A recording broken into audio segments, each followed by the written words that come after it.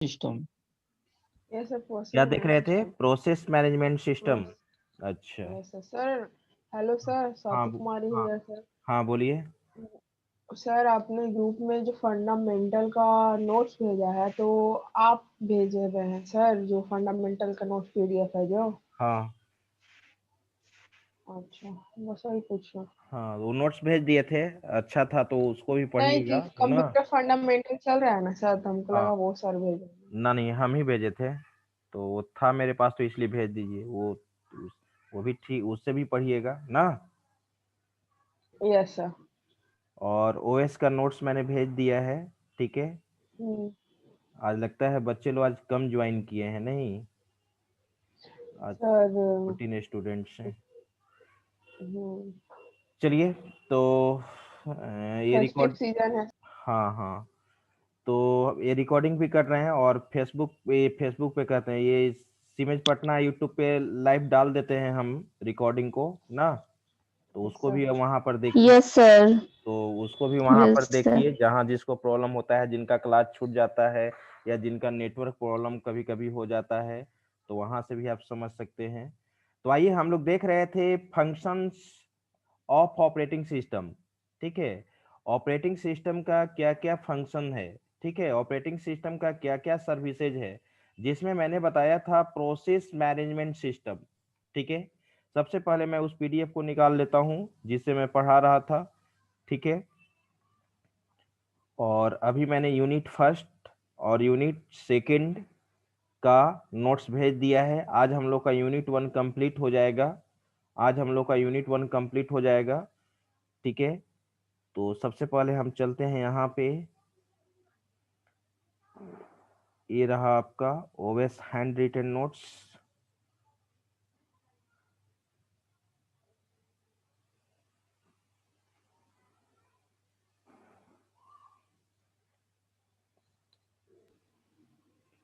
और हम लोग यहाँ पर देख रहे थे ये चीज। ठीक है। Yes sir.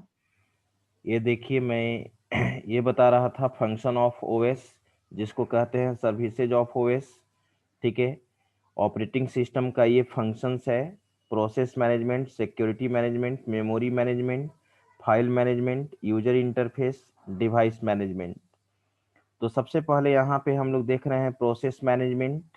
प्रोसेस मैनेजमेंट में मैंने बताया था कि प्रोसेस मैनेजमेंट एक ऑपरेटिंग सिस्टम का सर्विसेज है, एक टेक्निक है। ठीक है। एक टूल है, जो भी कह लीजिए, जिसमें हम लोग क्या करते हैं, प्रोसेस को मैनेज करते हैं। प्रोसेस को क्या करते हैं, मैनेज करते हैं। मैनेज करते हैं। प्रोसेस कहने का मतलब कि प्रोसेस क्रिएट होता है।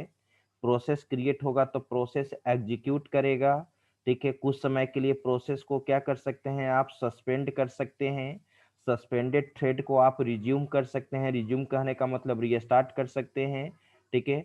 और प्रोसेस का कंप्लीट जब एग्जीक्यूशन हो जाएगा, तो उस प्रोसेस को टर्मिनेट कर सकते हैं। और ये हमेशा याद रखिएगा, terminated process can not be resume. जो प्रोसेस टर्मिनेट कर जाता है, उसको आप फिर से रिवाइव, ठीक है, या रिज्यूम आप नहीं कर सकते हैं। आप ऐसे भी सुने होंगे कि अगर कोई भी जॉब है, उस पोस्ट से आपको कुछ समय के लिए सस्पेंड कर दिया गया है, फिर आपको रिज्यूम किया जा सकता है। लेकिन अगर जॉब से आपको टर्मिनेट कर दिया गया, तो टर्मिनेशन का मतलब होता है परमानेंटली रिमूव। आपको परमानेंट रिमूव कर दिया गया। ठीक है। तो प्रोसेस का बहुत सारा स्टेट होता है, जो हम लोग प्रोसेस मैनेजमेंट सिस्टम में पढ़ेंगे। ठीक है। प्रोसेस कैसे, न्यू प्रोसेस कैसे क्रिएट होता है, कैसे वो सस्पेंड होता है, यानी कब वो वेटिंग मोड में जाता है, कब प्रोसेस टर्मिनेट होता है। ठीक है। कब प्रोसेस रनिंग स्टेट में होता है। ये सब हम अगला दूसरा चैप्टर में, जब सेकेंड चैप्टर आपका प्रोसेस मैनेजमेंट स्टार्ट होगा, तो उसमें पढ़ेंगे। और प्रोसेस मैनेजर में जो भी प्रोसेस को मैनेज किया जाता है, वो प्रोसेस मैनेजर के थ्रू मैनेज किया जाता है। ठीक है। यहाँ पे देखिए लिखा हुआ है, in this case the process manager is responsible for controlling of process. Process को कंट्रोल करने के लिए यहाँ पे किसका रिस्पॉन्सिबिलिटी है, प्रोसेस मैनेजर का है। ठीक है। तो अब है यहाँ पे मेमोरी मैनेजमेंट। आप जानते हैं कि किसी भी प्रोसेस को एग्जीक्यूट करने के लिए मेमोरी चाहिए। अगर किसी भी प्रोसेस को एग्जीक्यूट करने के लिए मेमोरी आप एलोकेट नहीं करेंगे तो प्रोसेस एग्जीक्यूट नहीं करेगा। कोई मुझे बता सकता है कि रैम को प्राइमरी मेमोरी क्यों कहा जाता है? रैम को मेन मेमोरी क्योंकि क्यों सर कहा जाता है? वो कुछ समय के लिए डेटा को होल्ड करके रखता है, और जैसे ही कंप्यूटर को ऑफ कर दिया जाए तो वो डेटा डिस्ट्रॉय हो जाता है सर। लाइक वो खत्म हो जाता है। रैम को प्राइमरी मेमोरी या मेन मेमोरी इसलिए कहा जाता है कि कोई भी ऐसा सिस्टम का प्रोसेस नहीं है, ठीक है, जो भी डेटा आप इंटर करते हैं सबसे पहले रैम में जाता है। किसी भी प्रोसेस को एग्जीक्यूट करने के लिए सबसे पहले रैम चाहिए। अगर मेन मेमोरी को यूज नहीं करता है तो वो प्रोसेस आपका कभी भी एग्जीक्यूट नहीं करेगा।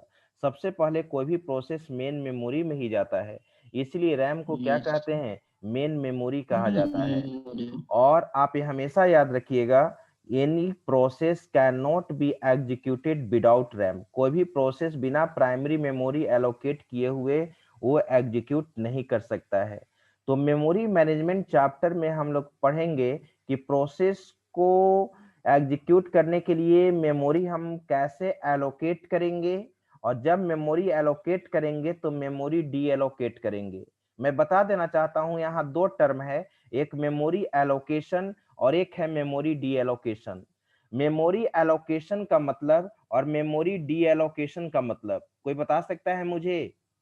What is the meaning of memory allocation and memory D allocation? देखिए, नो सर। हाँ मैं बता रहा हूं।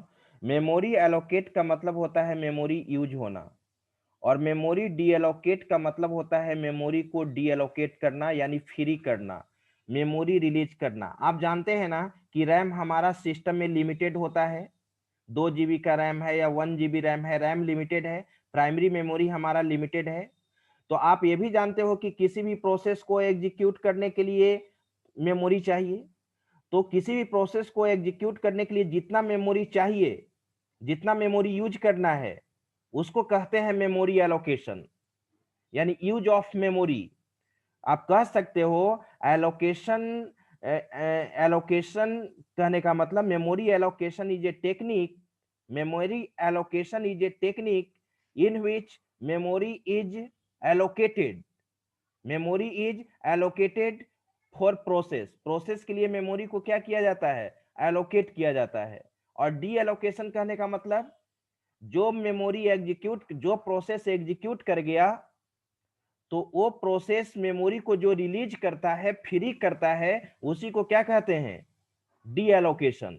आप कह सकते हैं कि memory D allocation is a technique in which memory is released, memory is released from process. Process से मेमोरी फिर क्या हो जाता है? रिलीज हो जाता है। जो मेमोरी यूज किए हुए रहता है वो मेमोरी हमारा क्या हो जाता है? डी एलोकेट हो जाता है। ठीक है, वही चीज यहां पर लिखा हुआ है, पढ़ा जाए। It is a technique in which a process is allocated और डी एलोकेटेड। प्रोसेस को एलोकेट किया जाता है और डी एलोकेट किया जाता है। ठीक है, memory allocation means allocating memory for process execution.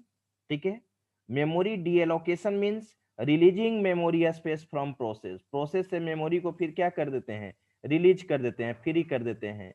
In this case memory manager is responsible for allocating or deallocating memory space to the process। जैसे प्रोसेस मैनेजमेंट सिस्टम में प्रोसेस को मैनेज करने के लिए प्रोसेस मैनेजर होता है, उसी तरह से मेमोरी मैनेजमेंट में मेमोरी को मैनेज करने के लिए मेमोरी मैनेजर होता है। आई बात समझ में? ठीक है, तो मेमोरी मैनेजमेंट में किसी भी प्रोसेस को कैसे मैनेज करना है वो चीज हम लोग देखते हैं, राइट। थर्ड थर्ड है आपका फाइल मैनेजमेंट। थर्ड है आपका फाइल मैनेजमेंट। ठीक है, फाइल मैनेजमेंट आप जानते हैं जिसमें फाइल को मैनेज किया जाएगा, किसी चीज को फाइल को किसी किसी बनाया हाँ जाता है। बनाया जाएगा। अच्छा। ठीक है, फाइल को बनाया जाएगा। वैसे भी आप जानते हैं कि फाइल एक प्रकार का स्टोरेज है। File is hmm. A special type of storage which is used to hold या store data and information according to requirement. File में हम लोग परमानेंटली क्या करते हैं, डेटा इंफॉर्मेशन को स्टोर करके रखते हैं। तो यस, सेव करके रखते हैं। हाँ, परमानेंटली सेव करके रखते हैं। तो पढ़िए तो it is a technique in which a process is store. जो प्रोसेस बनाएंगे वो प्रोसेस को आप क्या कर सकते हैं, स्टोर कर सकते हैं। हाँ अभिषेक बोलो। सर एक बार फिर बताइएगा, डी एलोकेट और allocate memory sir. Memory allocation और मेमोरी डी एलोकेशन का मतलब होता है, मैंने बताया कि आप जानते हो कि किसी भी प्रोसेस को एग्जीक्यूट करने के लिए मेमोरी चाहिए, रैम चाहिए, मेन मेमोरी। जो कंप्यूटर फंडामेंटल में आप पढ़े होंगे रैम के बारे में, RAM is the main yes memory. किसी भी जब कोई भी प्रोसेस को एग्जीक्यूट करने के लिए रैम चाहिए, सबसे पहले वो मेन मेमोरी से होकर ही जाता है, ठीक है, इसलिए रैम को मेन मेमोरी कहा जाता है। और किसी भी प्रोसेस को एग्जीक्यूट करने के लिए, ठीक है, आपको नीड होगा प्राइमरी मेमोरी का।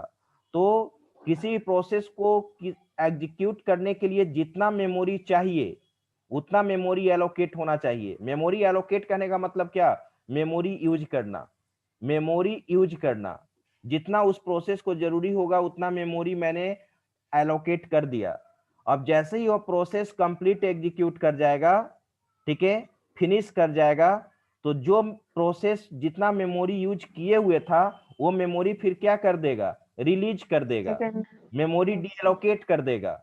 डी एलोकेट कहने का मतलब मेमोरी को फ्री कर देना, मेमोरी को रिलीज कर देना। क्योंकि हमारे पास मेन मेमोरी लिमिटेड होता है, ठीक है, अगर 2 GB रैम है तो उसी में प्रोसेस आपका मेमोरी को यूज करेगा और मेमोरी को रिलीज करेगा, यही कॉन्सेप्ट चलते रहता है।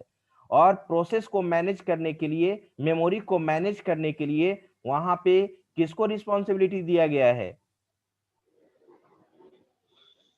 मेमोरी मैनेजर, मेमोरी मैनेजर को, ठीक है। जैसे प्रोसेस को मैनेज करने के लिए प्रोसेस मैनेजर को दिया गया है, उसी तरह से मेमोरी मैनेजमेंट में मेमोरी को मैनेज करने के लिए मेमोरी मैनेजर रखा गया है। और फाइल मैनेजमेंट में फाइल को मैनेज करने के लिए फाइल मैनेजर को रखा फाइल गया है। मैनेजर को रखा गया है। तो फाइल सर मैनेज, एक क्वेश्चन है। हाँ पूछिए। सर आपने बोला ना कि रैम को थोड़ा ज्यादा उसमें स्टोरेज नहीं होता है, तो उसमें फिर मेन प्रोसेस से होके ही गुजरता है, तो फिर स्टोरेज लॉन्ग टाइम तक क्यों नहीं रह पाता उसमें? क्यों रहेगा, क्योंकि वो रैम आपका क्या है, वोलेटाइल मेमोरी होता है। रैम क्या होता है, वोलेटाइल मेमोरी होता है, ठीक है। डेटा बस एग्जीक्यूशन मोड तक, जब तक डेटा एग्जीक्यूशन मोड में है तब तक रैम में रहता है। और जैसे ही डेटा को परमानेंटली अगर सेव कर दिए, वो डेटा जब सेकेंडरी मेमोरी में चला जाएगा, हार्ड डिस्क में चला जाएगा, तो परमानेंटली सेव हो गया। तो आप पढ़े होंगे कि उस हार्ड डिस्क क्या होता है, प्राइमरी मेमोरी है कि secondary memory, hard disk primary memory secondary memory है, ठीक है। हार्ड डिस्क क्या है, सेकेंडरी मेमोरी है। जब कोई भी फाइल आपका, कोई भी प्रोसेस जब सेकेंडरी मेमोरी में चला गया, हार्ड डिस्क में चला गया, ठीक है, मैग्नेटिक डिस्क में चला गया, तब तो डेटा परमानेंटली सेव हो गया, तब तो वहां सेकेंडरी मेमोरी हो गया। लेकिन जब तक प्रोसेस एग्जीक्यूट कर रहा है, एग्जीक्यूशन मोड में है, तब तक तो मेमोरी को यूज करेगा। किसको यूज करेगा, रैम को यूज करेगा। किसको यूज करेगा, रैम को यूज करेगा। और जैसे ही प्रोसेस फिनिश हो जाएगा, तो जितना रैम को यूज किए हुए है मेमोरी, ठीक है, मान ली कि 2 KB मेमोरी लिए हुए है, तो प्रोसेस एग्जीक्यूशन जब उसका फिनिश होगा तो 2 KB क्या करेगा, रिलीज करेगा ना। वही चीज है। तो फाइल मैनेजमेंट में देखिए, फाइल मैनेजमेंट में क्या होता है, फाइल का मतलब मैंने समझा रहा था कि फाइल एक प्रकार का स्टोरेज है जिसमें परमानेंटली आप डेटा इंफॉर्मेशन को स्टोर करके रख सकते हो। और फाइल मैनेजमेंट में आप जो भी प्रोसेस है, प्रोसेस को कैसे स्टोर कीजिएगा, ठीक है, वो प्रोसेस को एग्जीक्यूट करने के लिए किस तरह का फाइल चाहिए, फाइल हमारा रीड मोड में चाहिए कि राइट मोड में चाहिए, ठीक है, फाइल का कौन कौन सा एट्रीब्यूट्स होना चाहिए, ये सब सारा मैनेज करता है फाइल मैनेजमेंट में फाइल मैनेजर। देखिए क्लियर लिखा हुआ है यहाँ पे, it is a technique in which a process is stored और रिमूव्ड फ्रॉम ए फाइल, ठीक है, किसी प्रोसेस को फाइल में स्टोर कर सकते हैं, रिमूव कर सकते हैं। In this case the file manager is responsible for creation and deletion of file. आप जानते ही हैं कि फाइल जब बना सकते हैं तो फाइल को डिलीट भी कर सकते हैं, फाइल एंड डायरेक्टरीज को। ठीक है, कोई बताओ what is difference between file and directories? कोई बताइए मुझे, फाइल और डायरेक्टरी में क्या अंतर है?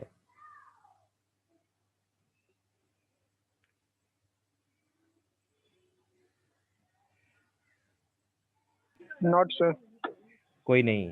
अच्छा, डायरेक्टरी को कहा जाता है फोल्डर। अब बता सकते हो तुम लोग, डायरेक्टरी को विंडोज में क्या कहते हैं?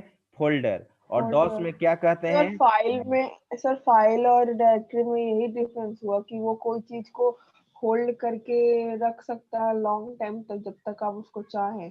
और फाइल में आप कोई चीज को परमानेंटली स्टोर कर देते हैं। नहीं नहीं नहीं, अभी वैसे नहीं। ऐसे नहीं बोलना। वो तो परमानेंटली तो दोनों चीज रह सकता है, डायरेक्टरीज भी और फाइल्स भी। देखो अब मैं समझा रहा हूँ।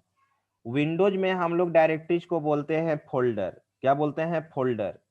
ठीक है, और डॉस में बोला जाता है डायरेक्टरी बोल देते हैं। तो डायरेक्टरी ही डॉस में क्या, डॉस में फोल्डर डायरेक्टरी कहलाता है, और विंडोज में डायरेक्टरी नहीं बोलकर क्या बोल देते हैं? फोल्डर। अब आप ही बताओ, अगर आप म्यूजिक आपका सुनना हॉबीज है, ठीक है, तो आप डिफरेंट डिफरेंट कलेक्शन का म्यूजिक अगर आप अपने लैपटॉप में रखे हो, ठीक है, तो आप सोचिएगा कि आप जितने भी जो फाइल्स हैं, MP3 हो या MP4 है, उसको एक आप अच्छे से ऑर्गेनाइज करके रखोगे। अगर आप सुनते हैं गाना, ठीक है, जिस सिंगर का आप गाना सुनते हैं उस सिंगर का नाम रहेगा, तो उस सिंगर के नाम से मैं फोल्डर बना लिया। अगर मैं लता का गाना सुनता हूं तो लता के नाम से मैं एक फोल्डर बनाऊंगा। ठीक है, मेरे बात को समझिए। अगर मैं कुमार सानू का गाना सुनता हूं तो मैं वहां पे कुमार सानू का एक फोल्डर बना लूंगा। अगर मैं यहाँ पे सोनू निगम का अगर गाना सुनता हूं तो सोनू निगम का एक फोल्डर बना लूंगा उस नाम से। और सोनू निगम का जितना भी MP3 सॉन्ग होगा वो मैं उसके अंदर रख लूंगा। लता का जितना भी MP3 सॉन्ग होगा वो लता फोल्डर के अंदर होगा। तो folder is mainly use to organise files according to requirement. बहुत सारा फाइल्स है आपके पास, और उसको अगर ऑर्गेनाइज सही तरीके से करना है तो उसके लिए हम फोल्डर यूज करते हैं। अगर फोल्डर नहीं होता तो हर तरह का फाइल आपका, जैसे डी ड्राइव में रख दिए, डी ड्राइव में इमेज फाइल भी है, वर्ड फाइल भी है, PDF फाइल भी है, नोटपैड का भी फाइल है, क्यू बेसिक का भी फाइल है जो आप पढ़ रहे हैं, हर तरह का फाइल। तो वहां पर वो यूजर फ्रेंडली नहीं हुआ, वहां सर्च करने में आपको बहुत सारा टाइम लग सकता है। और अगर वही चीज आपका क्या रहेगा, सारा MS वर्ड का फाइल एक डायरेक्टरी में हो, ठीक है, एक फोल्डर में हो, फिर आपका एक्सेल का सारा फाइल एक जगह हो, ठीक है, क्यू बेसिक का सारा फाइल एक जगह हो, एक स्पेशल फोल्डर में हो। जैसे मैंने बताया लता का सारा गाना लता फोल्डर में हो, ठीक है, कुमार सानू का गाना पूरा कुमार सानू में हो, तो वहां ऑर्गेनाइज फॉर्मेट में है। तो आप कह सकते हो कि folder is a collection of files. Folder के अंदर मोर देन वन फाइल्स होगा। कोई अगर अगर आपसे पूछ दे स्टेट एंड ट्रू फॉल्स में, file is a collection of folder, file is a collection of folder, सही है कि गलत है?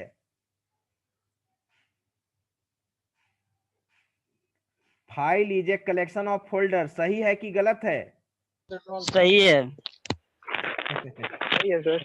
सही है। अरे हम अभी क्या बोले, file is a collection of folder, ये बोलते तब ना कि folder is a collection of files.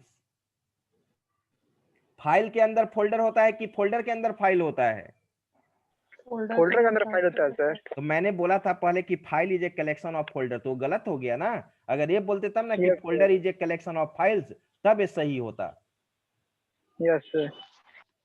तो हमेशा याद रखिएगा फोल्डर के अंदर क्या होता है, फाइल। जैसे आप देखो तो यहाँ पर इसी को ना डायरेक्टरी कहते हैं। अब देखो यहाँ पर, अब जितना भी PDF है यहाँ है ना, handwritten notes by NKS, जितना मेरे द्वारा पढ़ाया गया नोट्स है ऑफलाइन का, वो सारा देखो PDF एक जगह है ना। अब यहाँ ऑनलाइन के अंदर और बहुत सारा नोट्स है, ऑनलाइन के अंदर और बहुत सारा नोट्स है, लेकिन handwritten notes by NKS इसमें है, ठीक है। अब इसमें AKU 2 से रिलेटेड कुछ होगा, AKU प्रोजेक्ट से रिलेटेड कुछ होगा, C प्रोग्राम से रिलेटेड होगा, कंप्यूटर फंडामेंटल से रिलेटेड देखो, आज मैंने जो आपको कंप्यूटर फंडामेंटल भेजा है, ठीक है, ये यूनिट 1 कंप्यूटर फंडामेंटल, तो ये है। Yes sir. फिर मैंने, ठीक है, जो भी हो, अब यहाँ पर डीएस, इसमें डीएस है, डीएस से रिलेटेड देखो, खाली डीएस का प्रोग्राम है, डेटा स्ट्रक्चर का। तो ये सब तुम्हारा क्या हो गया, ये सब फोल्डर हो गया, और ये डीएस के अंदर जो हो गया ये सब फाइल्स है। एक चीज बताओ तो तुम लोग किसी भी फाइल को कैसे आइडेंटिफाई करोगे कि किस टाइप का फाइल है? किसी तो भी उसका फाइल नेम को, लिखेंगे ना। किसी भी फाइल को कैसे, हर फाइल का तो नाम होता ही है, हर फाइल का नाम तो होता ही है, लेकिन आप कैसे आइडेंटिफाई करोगे कि वो किस टाइप का फाइल है? वर्ड का फाइल है कि एक्सेल का फाइल है कि नोटपैड का फाइल है कि वर्डपैड का फाइल है? कैसे तुम आइडेंटिफाई करोगे?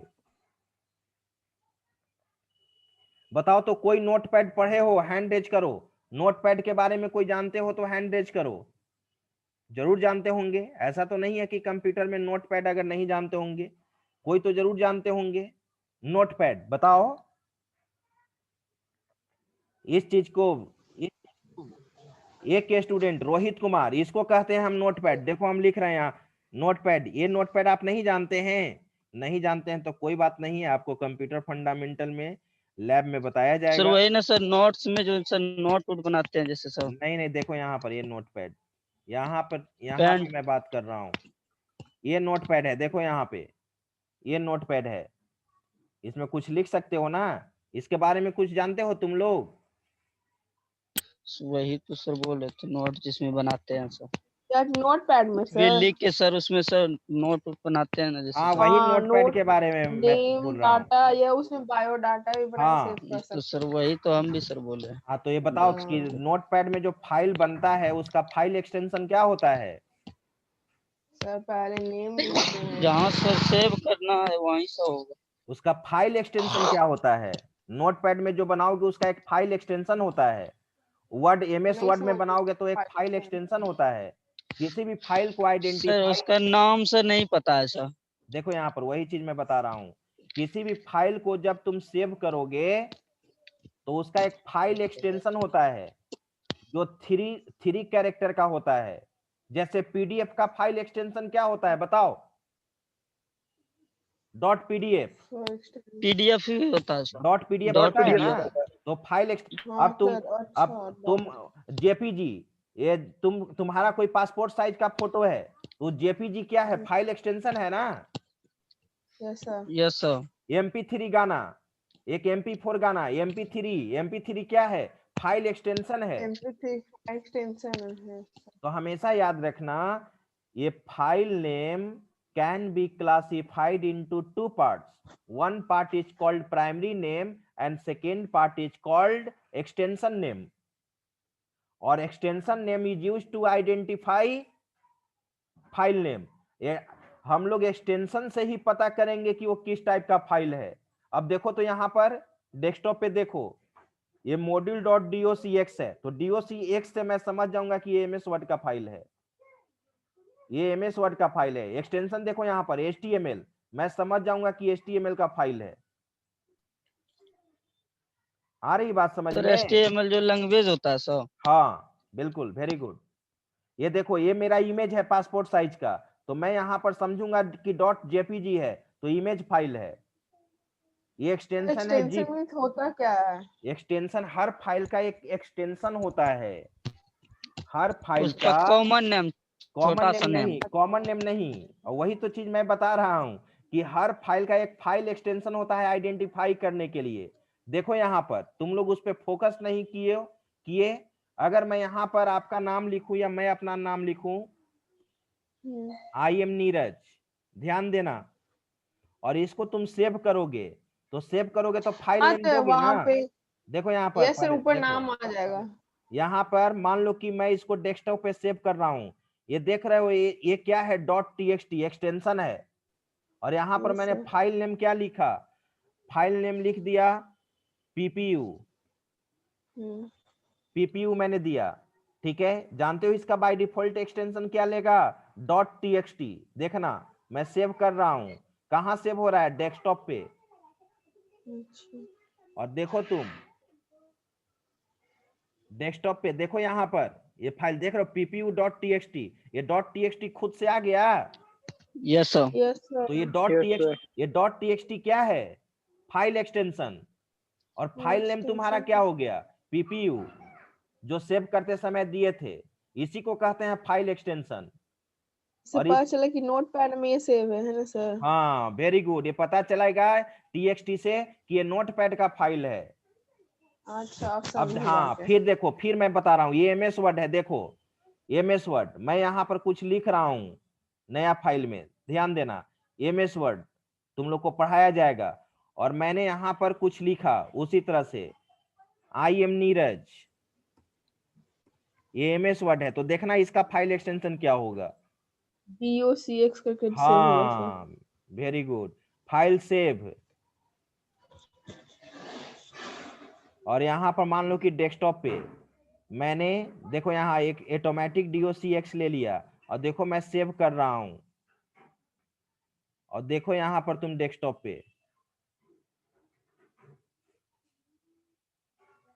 पे आया, यहाँ पे आई एम नीरज, और एक्सटेंशन क्या है?